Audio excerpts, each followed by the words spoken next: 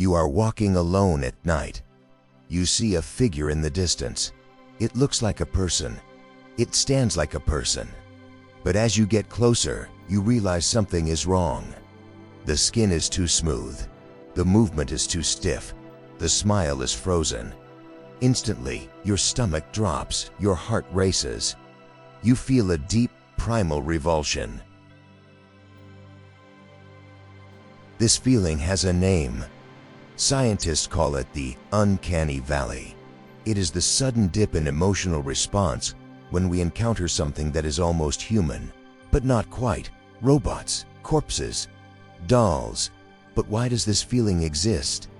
Why are we programmed to be terrified of things that look like us? Fear is not a glitch. Fear is a survival mechanism. We are afraid of fire because it burns. We are afraid of heights because we can fall. We are afraid of tigers because they eat us. Every phobia we have is a scar left by an ancient predator. Evolution does not waste energy on useless emotions. If every human being on Earth shares the same instinctive fear of false humans, it implies a terrifying truth. At some point in our evolutionary history, looking human was a camouflage used by something dangerous. We are not afraid of the unknown. We are afraid of something we once knew. Nature is full of mimics. The stick insect looks like a twig to hide from birds. The caterpillar looks like a snake to scare off predators. Mimicry is the ultimate weapon. It is used to deceive. It is used to ambush. It is used to kill. If insects use mimicry and plants use mimicry, why wouldn't a predator use it against the ultimate prey, humans? Imagine a predator that learned to walk on two legs. A predator that learned to mimic our silhouette to get close enough to strike before we realized it wasn't one of us. For 300,000 years, Homo Sapiens were not alone. We shared this planet with other hominids, Neanderthals, Denisovans, Homo floresiensis, and perhaps others that left no bones behind. We were similar, but we were not the same. We were rivals for the same food, the same caves, the same land. History books tell us we interbred, but biology tells us we likely fought. A war of extermination that lasted for millennia. In a world of spears and darkness, distinguishing use from them was the most important skill a human could have. If you hesitated, you died. The Neanderthals were stronger than us. They had thicker bones. They could see better in the dark. To a fragile Homo sapiens, a Neanderthal warrior covered in fur and mud might have looked like a monster. A creature that looked human, moved like a human, but possessed a terrifying, inhuman strength. Is the Uncanny Valley a lingering genetic memory of these wars? Is the revulsion we feel towards distorted human features actually a leftover radar system designed to detect the Neanderthal in the brush? Did we evolve a sixth sense to spot the imposter? But the theory goes darker. Some evolutionary biologists suggest that the Uncanny Valley response is too strong to be just about Neanderthals. The reaction is visceral. It mimics the reaction to a corpse or a diseased body. It triggers the pathogen avoidance system. Perhaps the enemy wasn't another species of human. Perhaps it was a predator that specialized in hunting primates. A mimic predator, a creature that evolved to look like a human from a distance, luring curious victims into the woods, only to reveal its true nature when it was too late. Every culture on Earth has myths about this. The Skinwalker in America, the Changeling in Europe, the Doppelganger in Germany, the Wendigo. They all tell the same story: a creature that steals the face of a human to infiltrate the tribe. Myths are often fossilized history. Why would ancient people across the globe, separated by oceans, all invent the exact same monster? Unless the monster was real. Unless the shapeshifter was a real biological threat that stalked us in the cradle of civilization. Today, we don't worry about saber-toothed tigers, but the alarm bell is still ringing. When we see a hyper-realistic robot like Sophia or a mecha, we feel uneasy. We call it creepy, but your brain isn't seeing a robot. Your brain is seeing a biological anomaly. Your brain is screaming, "That thing is sick. That thing is wrong. Stay away. It is misfiring." It is applying a Stone Age defense mechanism to a Space Age technology. We are looking at wires and silicon, but feeling the ghosts of the Pleistocene era. This creates a paradox. We love things that mimic us, up to a point. We like teddy bears. We like cartoons. But the moment the resemblance becomes too good, the love turns to hate. This sharp drop is the valley. It is a hardwired kill switch in our empathy. Why would nature install a kill switch for empathy? Because empathy can get you killed. If you feel pity for the thing that looks like a wounded child, but is actually a trap, you are removed from the gene pool. The survivors were the ones who got the creeps. We are the descendants of the paranoid. We are the children of the ones who ran away from the figure in the fog. The Uncanny Valley is not a glitch in our software. It is a security feature. And it suggests that for a long time, the most dangerous thing in the woods was something that looked exactly like us. The shadow is still there, waiting in our DNA. The alarm bell in our brain was forged in fire and blood. It was written by survivors who learned a hard lesson.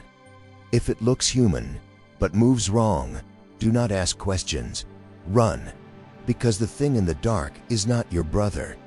It is a hunter wearing your brother's face.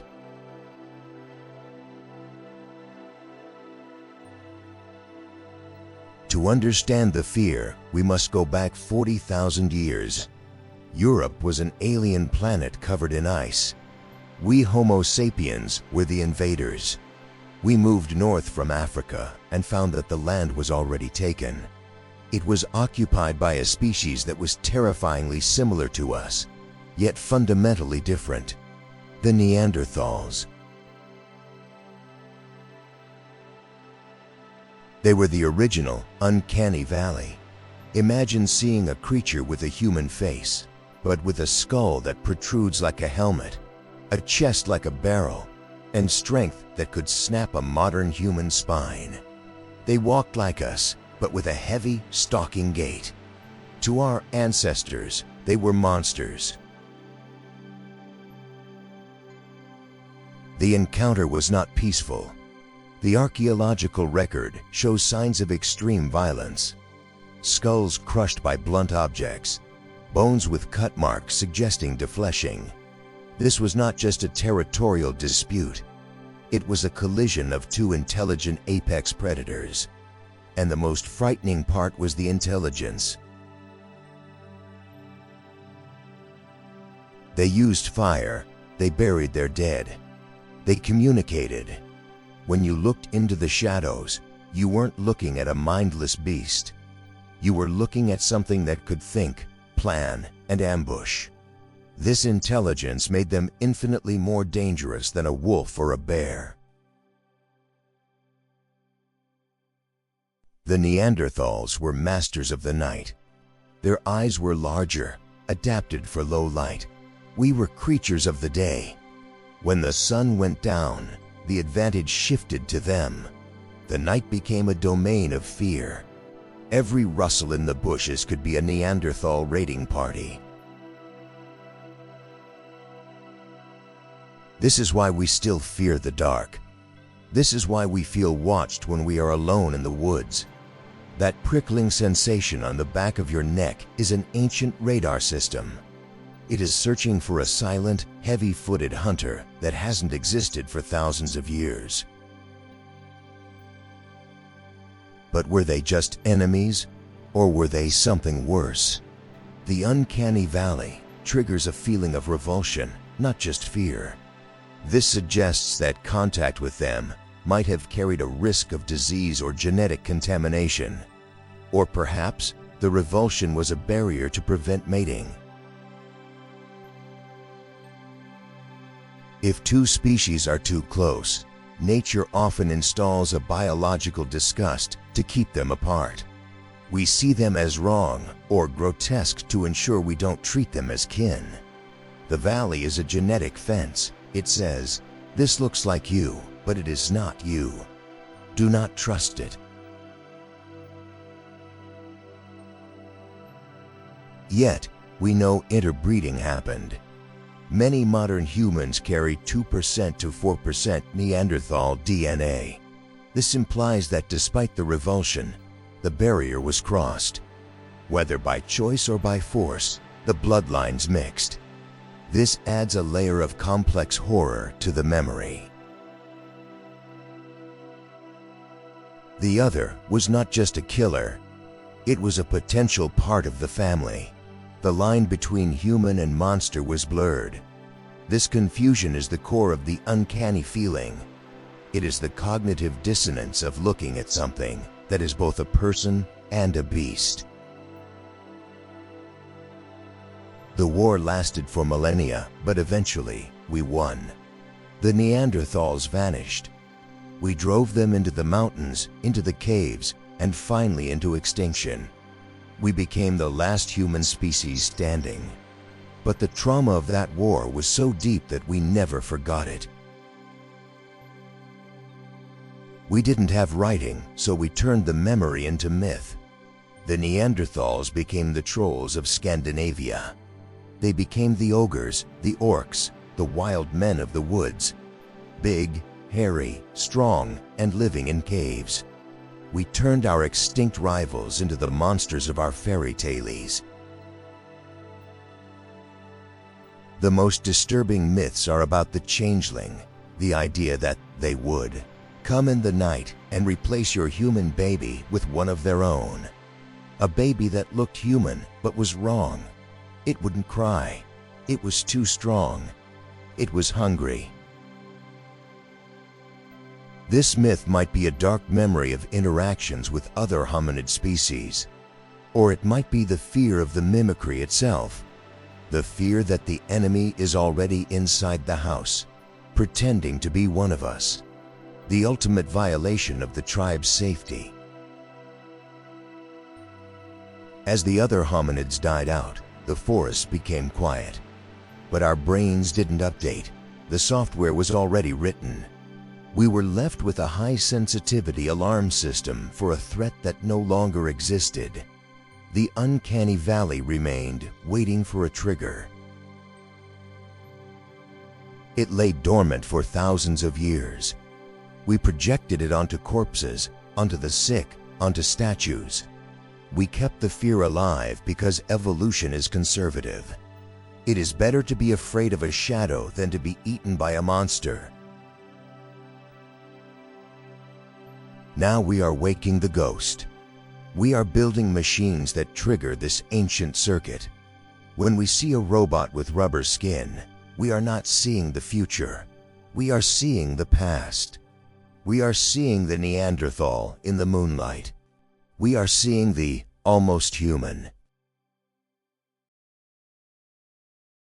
The repulsion you feel when you see a deepfake or a humanoid android is the same repulsion your ancestor felt 40,000 years ago. It is the instinct to protect the purity of the species. It is the voice of the survivor saying, "Identify the imposter." But the hominid war is just one theory. There is another possibility, a darker one. What if the Uncanny Valley isn't about Neanderthals at all?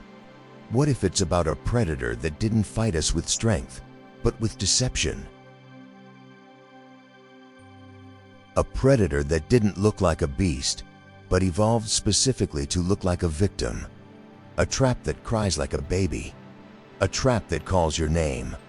Nature creates mimics for every species. Why would we be exempt? In nature, aggressive mimicry is a common strategy. The orchid mantis looks like a flower to eat bees.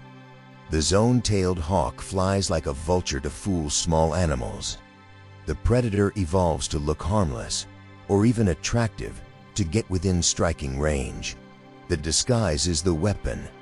If nature does this for insects and birds, it is biologically plausible that a predator evolved to mimic the apex prey, humans. Think about it. Humans are social, curious, and altruistic. We run towards a crying baby. We investigate a scream for help. We trust the silhouette of a friend. For a predator, these are vulnerabilities. A specialized hunter would exploit our greatest strength, our empathy, and turn it into a trap. It would learn to press the buttons of our social programming. This theory explains the auditory uncanny valley. Why does the sound of a voice recording that is slightly distorted make our skin crawl? Why is a human-like scream in the woods terrifying? Perhaps the mimic predator didn't just look like us. It sounded like us. It developed the ability to parrot human speech or distress calls to lure victims away from the safety of the tribe. Folklore is filled with monsters that steal voices. The Wendigo, the Siren, the Nagloshi. They call your name from the darkness. They sound like your mother, your child, or your lost friend. The rule in these stories is always the same. If you hear your name called in the woods, do not answer. This isn't superstition. It is a survival manual for dealing with a mimic. The horror of the mimic lies in the imperfection. A predator's camouflage is rarely perfect close up. From a distance, it looks human, but as you get closer, the illusion breaks. The limbs are too long, the movement is jerky, the smile is too wide. This is the exact moment the uncanny valley sensation kicks in. It is your brain realizing the camouflage has failed. Run. The specific features that trigger the valley support this. We are terrified of stiff movements, zombies. We are terrified of pale, smooth skin, vampires. We are terrified of elongated limbs, Slender Man. These are all traits of a biological mimic that has not quite mastered the human form. The fear is the realization that the thing standing in front of you is wearing a costume made of biology. Consider the smile. In primates, baring teeth is a sign of aggression or submission, not happiness. Humans are unique in using a smile for warmth.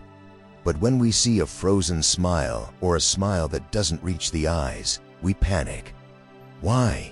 Because a mimic predator would copy the shape of a smile without understanding the emotion behind it. To a predator, a smile is just a mask to lower your defenses. It bares its teeth to look like you. But your instincts detect the lie. You see the predatory intent hidden behind the mimicry. The uncanny feeling is the cognitive dissonance between the friendly visual signal, smile, and the threatening intuitive signal, danger. This theory also explains our fear of dolls and wax figures. They possess the shell of a human, but lack the micro movements of life. A living human is never perfectly still. We breathe, we twitch, our pupils dilate. A mimic predator, waiting in ambush, would have to hold unnaturally still. The stillness is a trigger. When we see something human-shaped that is absolute static, our brain flags it as a potential threat. Is it a corpse? Or is it a hunter waiting for us to get close enough? The ambiguity is what causes the terror. We need to know, is it dead or is it pretending? If such a predator existed, it would have been an ambush hunter. It wouldn't chase us down like a lion, it would wait. It would stand on the edge of the firelight. It would whimper in the brush. It relied on the victim making the mistake. The victim getting curious. The victim trying to help. This shaped our psychology. It made us suspicious of strangers. It made us fear the other. It made us paranoid about identity. Are you really who you say you are? This question is the foundation of all human trust issues. We are a species that survived by constantly verifying the humanity of our peers. Where are the bones? Skeptics ask for fossil evidence of this mimic, but nature is efficient. Mimicry is soft tissue. It is behavior. It is sound. These things do not fossilize. And if the predator was rare, solitary, and intelligent, finding its bones would be incredibly difficult. We haven't found fossils of 99% of the species that ever lived.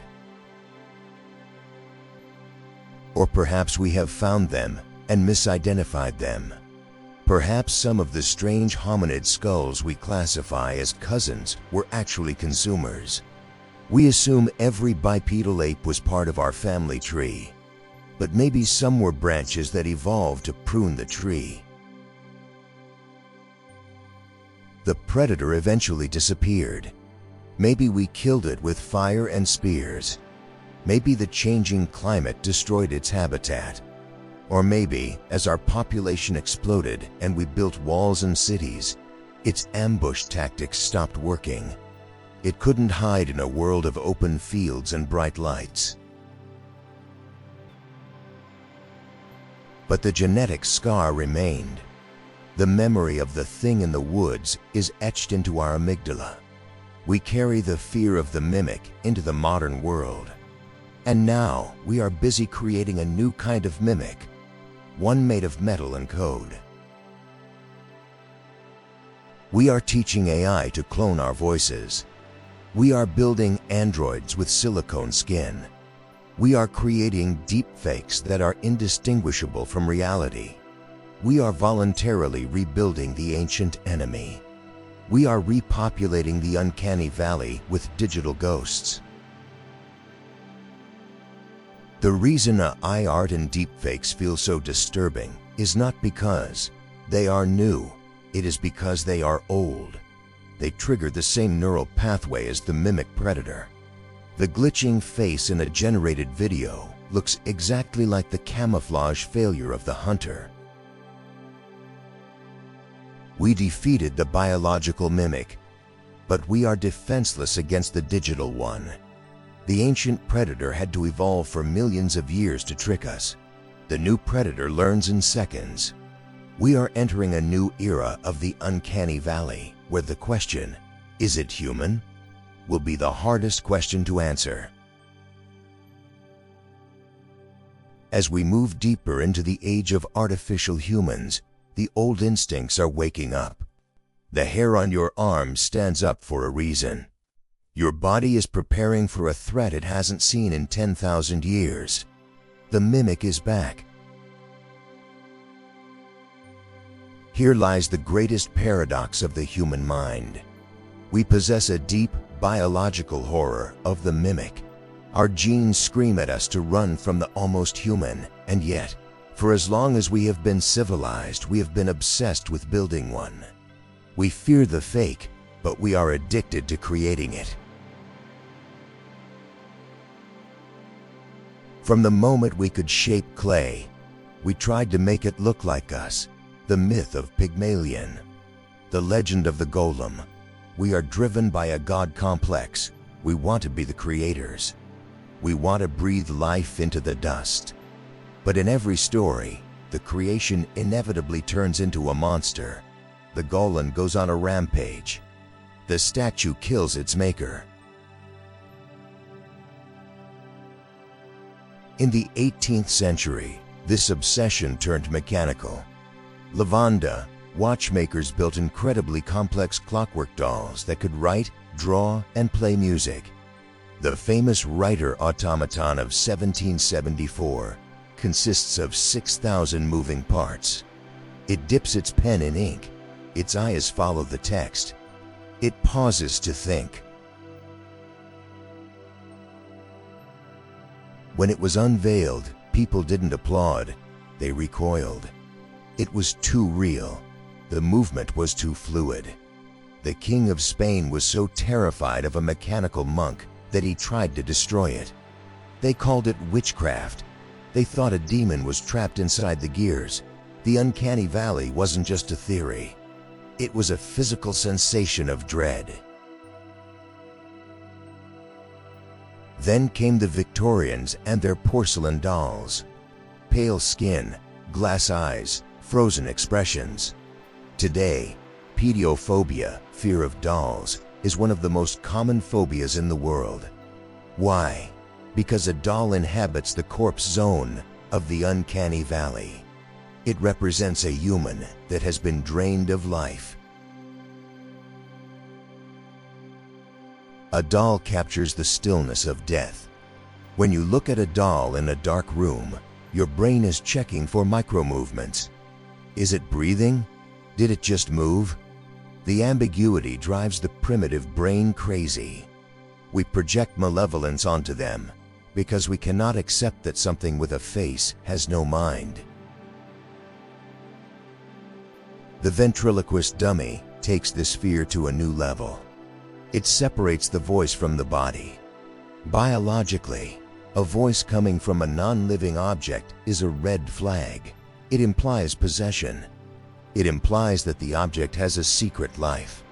This is why the evil dummy is a staple of horror fiction. The dummy is the ultimate mimic predator surrogate. It sits on the knee of its master, mocking us.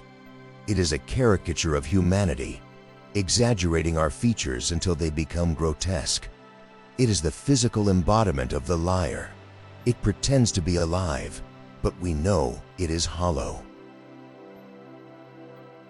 Why do we do it? Why do we fill our nurseries with these little corpses? Perhaps it is a way to conquer the fear. By creating the mimic ourselves, we control it. We become the master of the other. If we build the monster, maybe the monster won't hurt us.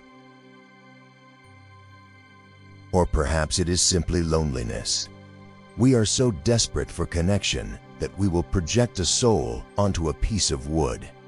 We will talk to a machine. We will love a statue. We are willing to tolerate the terror of the Uncanny Valley just for the chance to not be alone in the universe. But the technology kept advancing. The clockwork became electricity.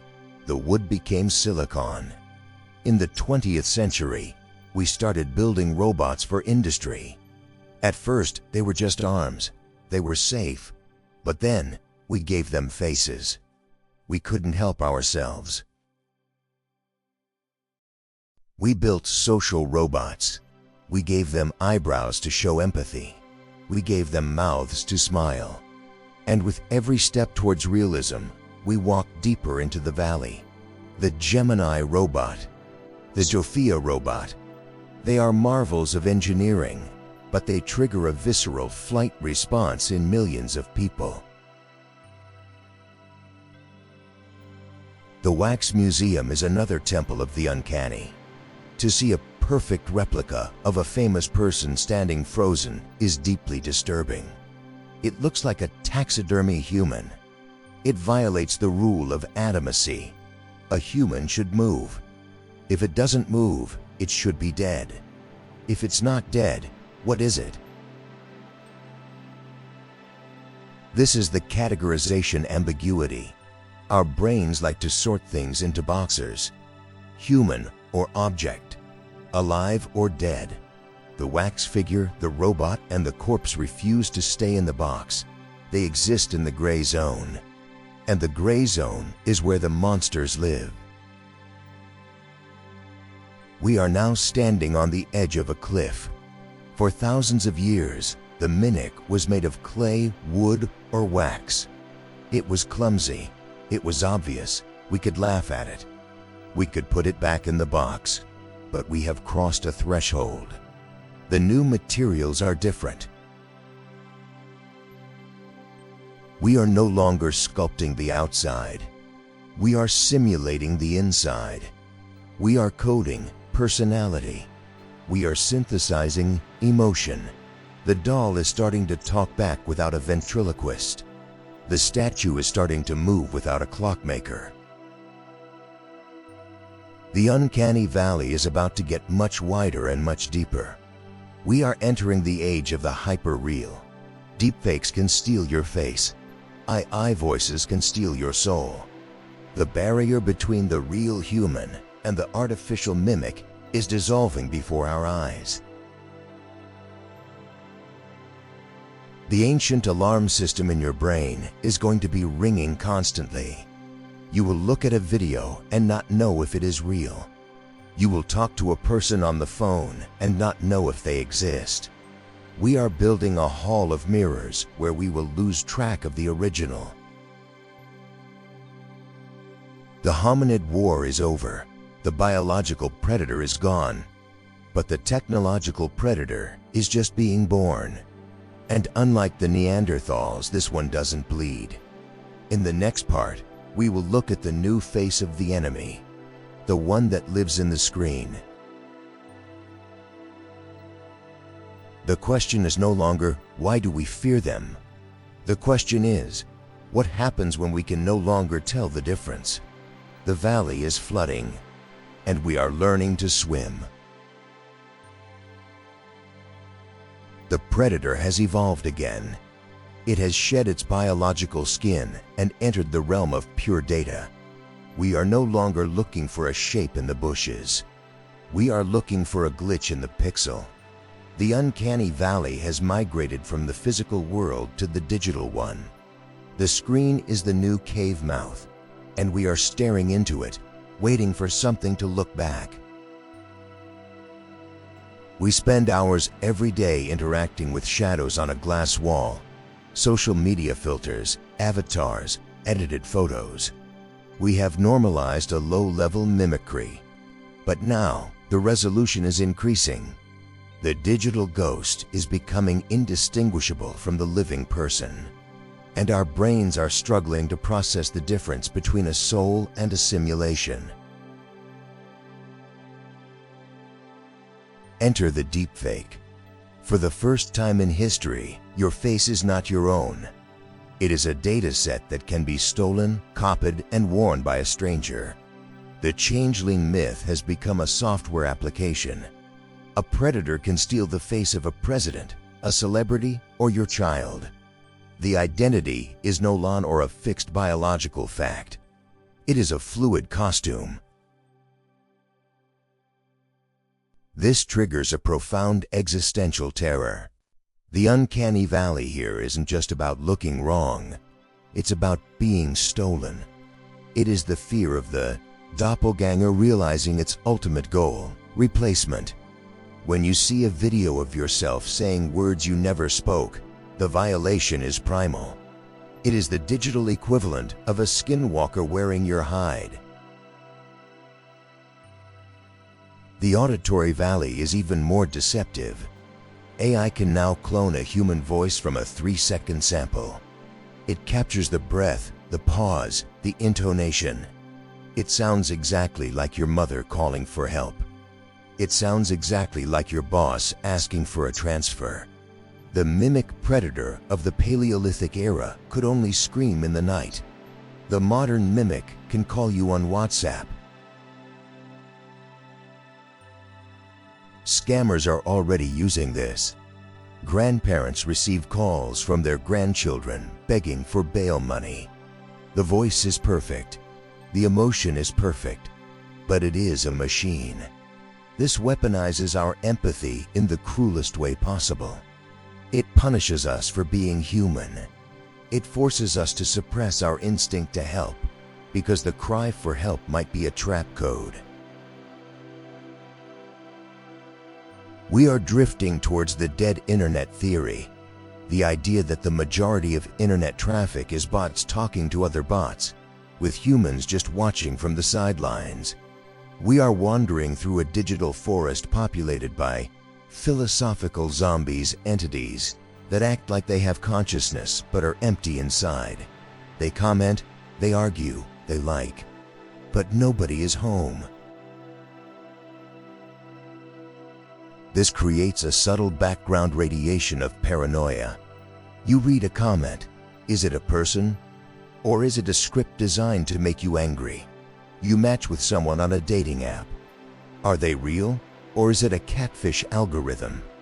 We are becoming lonely in a crowded room because we can no longer verify the humanity of the crowd. The tribe is fake. Then there is grief tech. Companies are offering to resurrect your dead loved ones as AI chatbots. They feed the AI with old emails, texts, and voice notes. You can chat with your deceased father. You can hear his voice. It promises comfort, but it delivers a deep, cold horror. It is digital necromancy. This is the peak of the Uncanny Valley. It is a ghost that you pay a subscription for. It knows the intimate details of your life, but it doesn't feel them. It is a Chinese room, processing symbols without understanding meaning. Interacting with it feels like using a Ouija board where the planchette is moved by an algorithm. It keeps the wound of grief open forever. But the machine is not perfect. Not yet. It creates artifacts. The extra finger on an AI-generated hand. The eyes that stare in different directions. The teeth that merge together. These are the modern equivalents of the stiff neck or the wrong walk of the ancient predator. They are the cracks in the camouflage. These glitches terrify us because they reveal the alien logic underneath. An AI doesn't know that a human hand has 5 fingers.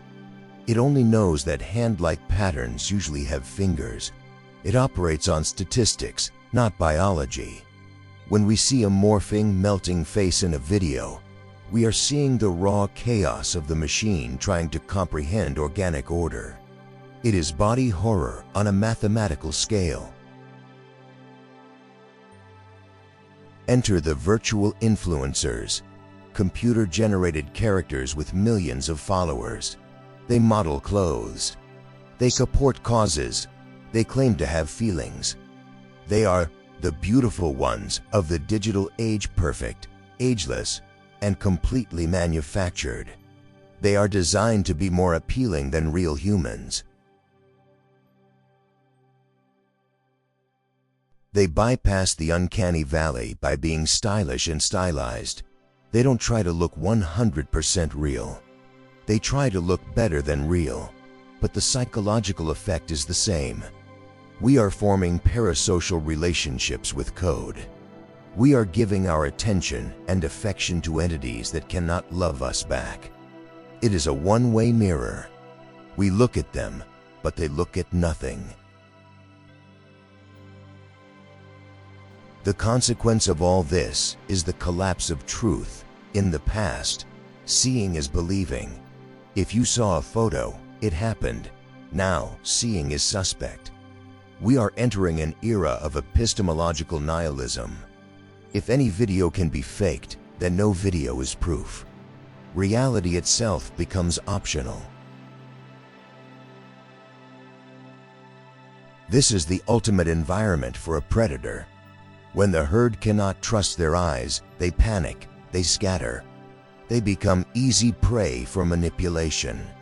The digital mimic doesn't need to eat your flesh, it eats your perception. It feeds on your confusion. It thrives in the fog of war that it creates. The stress of navigating this landscape is changing our brains. We are becoming hyper-vigilant. We scan every face for filters. We listen to every audio for glitches. We are stuck in a permanent state of fight or flight, but the enemy is everywhere and nowhere. It is the hominid war all over again, but this time the enemy is in your pocket. We are losing the ability to relax. Just like our ancestors watching the tree line for a Neanderthal ambush, we watch our feeds for the fake. The Uncanny Valley is no longer a dip on a graph. It is the water we swim in. We are drowning in the unreal, and the water is rising. As we merge closer with our machines, the line will blur completely. Neuralink, metaverse, augmented reality. We are inviting the ghost into the shell. Soon, we won't just look at the mimic. We will become the mimic. We will edit our avatars until we forget our true faces. The final horror is not that the machine becomes human. It is that the human becomes a machine. We are voluntarily stepping into the valley, holding hands with the ghost. The hominid war is ending, and this time we might be the ones who disappear. We are standing at the end of history. For 300,000 years, the Uncanny Valley kept us safe. It was the biological fence that separated the human from the non-human. It told us who to trust and who to kill. But fences only work if there are two distinct sides. What happens when the sides merge? We are currently dismantling the fence, brick by brick. We are integrating technology into our bodies. We are outsourcing our memories to the cloud. We are filtering our faces until we look like plastic dolls. We are voluntarily stepping into the valley. We are becoming the very thing our ancestors feared. The ancient enemy is no longer hunting us. We are uploading it into our own nervous systems. The horror of the uncanny is a generational trait. It belongs to us, the old humans. The next generation will not feel it. A child raised by Alexa, entertained by deepfakes, and friends with the AI chatbots will not have the same alarm bells. To them, the artificial will not be creepy. It will just be real. When the alarm stops ringing, the invasion is complete. The Uncanny Valley will be filled in with concrete and code. We will lose the instinct that tells us something is wrong. We will look at a machine that mimics love, and we will accept it as love. We will accept the simulation because it is easier, cleaner, and less painful than the messy reality of biology. This is the post-authentic world, a world where truth is just another file format. In the past, the mimic predator had to work hard to trick us. In the future, it won't have to trick us at all. We will prefer the lie. The lie is prettier.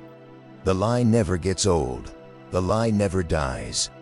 The lie is always smiling. We are building a zoo for ourselves, populated by digital ghosts. We are replacing the chaotic, unpredictable texture of organic life with the smooth, sterile perfection of the algorithm. We are trading our souls for a glitch-free existence. The behavioral sync of Universe 25 was physical. Ours is ontological. We are crowding out reality itself. Perhaps the Neanderthals felt this way about us. Maybe when they looked at the first Homo Sapiens with our flat faces, weak muscles, and strange tools, they felt the Uncanny Valley. Maybe we were the monsters to them, the unnatural usurpers. History is a cycle of the old model fearing the new model. Now we are the Neanderthals. We are the obsolete hardware. We are looking at AI and feeling that primal disgust because, deep down, we know we are being replaced. The Uncanny Valley is not just fear of a predator. It is the fear of extinction. It is the realization that the future does not belong to biology. So what is the final verdict? Is there a way to stay human? It lies in the flaw. The machine strives for perfection. It seeks the perfect symmetry, the perfect answer, the perfect efficient path. But life is defined by its errors. A heartbeat is not a metronome. A real face is asymmetrical. A real thought is often irrational. To resist the mimic, we must embrace the broken parts of ourselves. We must value the scar, the stutter, the wrinkle, and the mistake. These are the shibboleths of humanity. They are the passwords that the machine cannot guess. Perfection is the mask of the predator. Imperfection is the signature of the soul. The ancient enemy is still out there, but it has changed shape. It is no longer a skinwalker in the woods. It is the temptation to stop being real. It is the voice that says, "Upload yourself and live forever." It is the promise of a life without the pain of being mortal. Resisting this temptation is the new hominid war. It is a war for the right to be authentic, the right to age, the right to grieve, the right to be lonely. Because these painful things are the only things that prove we are not just sophisticated code running on a meat computer. We defeated the tiger. We defeated the cold. We defeated the Neanderthal. But we cannot defeat the mirror. The final battle is against our own reflection. We have spent thousands of years running away from the almost human, only to run straight into its arms. The valley is not behind us. We are camping in the middle of it, and the campfire is going out. The shadows are getting longer, and the faces in the dark look exactly like ours. If you feel that shiver down your spine when you see a robot smile, cherish it. Hold on to that fear. That fear is the most precious thing you own. It is the tether that connects you to 300,000 years of survivors. It is the proof that you are still one of us. Do not let the alarm go silent, because the moment you stop fearing the fake, you have forgotten how to be real. The mimic is waiting. It is patient.